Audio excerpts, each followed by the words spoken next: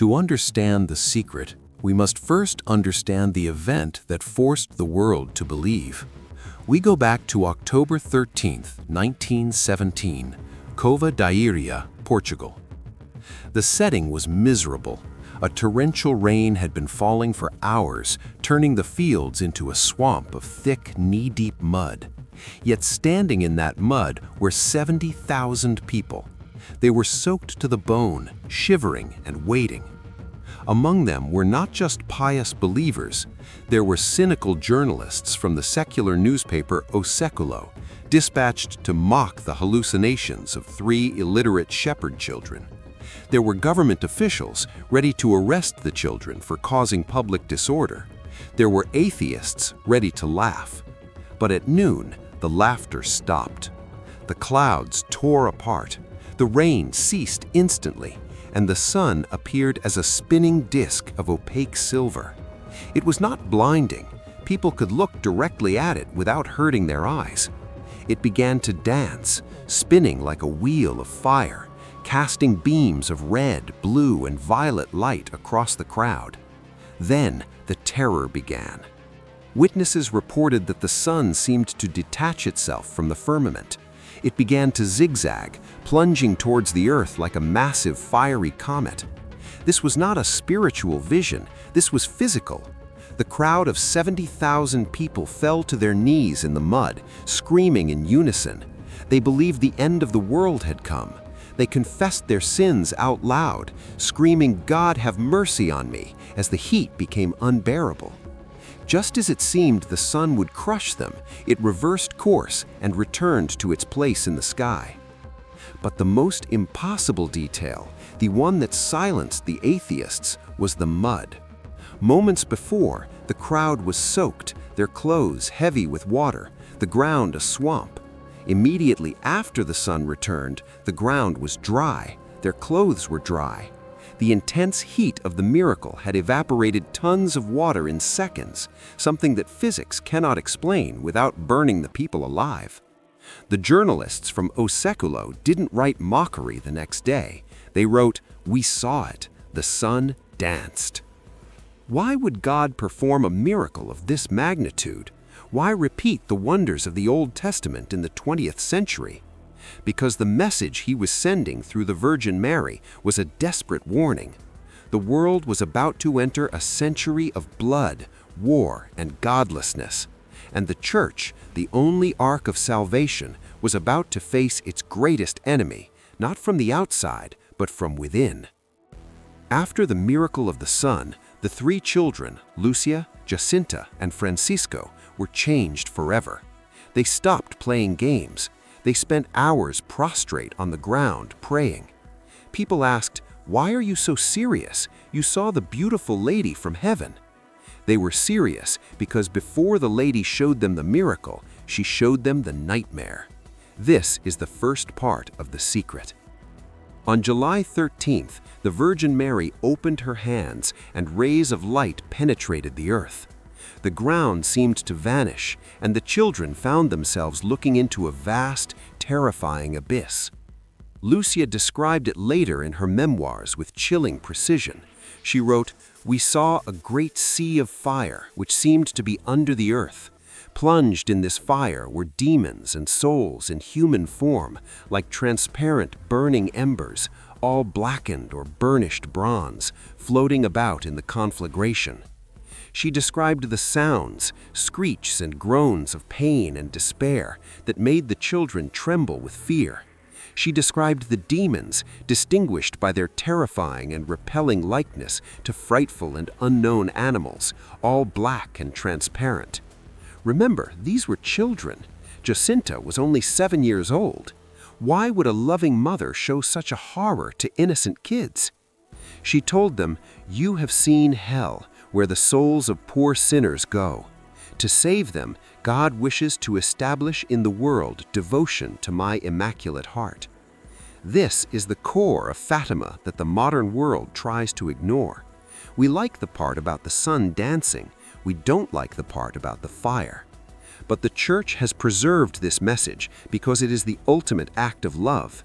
You don't warn someone about a cliff unless you want to save them from falling. The children realized that day something that many adults have forgotten. Eternity is long, and the only thing standing between humanity and that sea of fire is prayer and penance. This vision was so traumatic that little Jacinta, until her death, would often wake up crying, not for herself, but for the souls she saw falling into hell like snowflakes in a winter storm.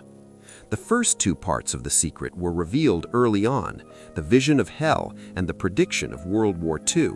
But the third part was written down by Sister Lucia in January 1944, sealed in an envelope and marked with a specific instruction: do not open before 1960. Why 1960? Lucia said that the Blessed Virgin told her, because then it will be clearer. The entire Catholic world waited for that year. They expected a message of hope or a final warning. But when 1960 arrived, the Vatican issued a short, cold press release. They stated that the third secret would not be revealed. It would remain under lock and key. What happened inside the papal apartments? According to witnesses, Pope John XXIII requested the envelope. He broke the wax seal. He read the handwritten note by Sister Lucia, and then he reportedly turned pale. He did not share it with the world. He concluded that the message was too terrifying, or perhaps too confusing, to be released to a world that was already on the brink of nuclear war. He sealed it back up and said, "This does not concern my pontificate." For 40 years, silence reigned. But silence breeds questions. In 1972, Pope Paul VI made a statement that sent shockwaves through the faithful. He said, "From some fissure, the smoke of Satan has entered the temple of God." Was he referencing the secret? Many theologians believe that while the vision revealed in the year 2000 of a bishop in white being killed is authentic, there is a missing page.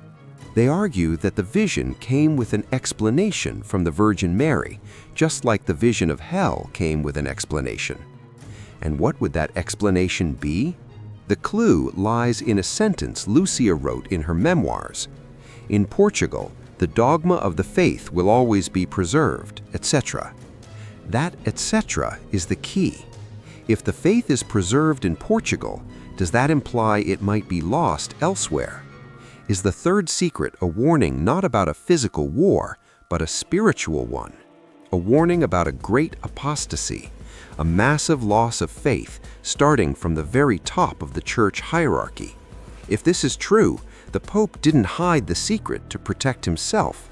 He hid it because he was staring at a prophecy of the church dividing against itself. Cardinals opposing cardinals, bishops opposing bishops. A warning that the devil's final attack would be to destroy the church from the inside out. Finally, in the Jubilee year of 2000, Pope John Paul II ordered the secret to be published. The text described a terrifying vision. We saw a bishop dressed in white. We had the impression that it was the Holy Father climbing a steep mountain, passing through a big city half in ruins. Afflicted with pain and sorrow, he prayed for the souls of the corpses he met on his way. At the top of the mountain, the Pope is killed by soldiers with bullets and arrows. The Vatican's official interpretation was that this vision predicted the assassination attempt on John Paul II in 1981, and indeed, the Pope credited Our Lady of Fatima with saving his life, saying one hand fired the bullet, another hand guided it. But for many, this explanation felt incomplete. If the secret was just about a failed assassination in 1981, why did the Vatican keep it hidden until 2000? And where was the explanation of the dogma of the faith being preserved in Portugal? This is where the mystery moves from Portugal to Japan. In 1973, in a remote convent in Akita, a wooden statue of the Virgin Mary began to weep human tears and bleed. The local bishop witnessed it. The lab tests confirmed the blood type. The Church officially approved these apparitions as worthy of belief. Why does this matter? Because Cardinal Ratzinger, who would become Pope Benedict XVI, later admitted that the message of Akita is essentially the same as Fatima. But Akita was much more specific. In Akita, Our Lady didn't speak in riddles. She warned, the work of the devil will infiltrate even into the Church in such a way that one will see cardinals opposing cardinals, bishops against bishops. The Church will be full of those who accept compromises.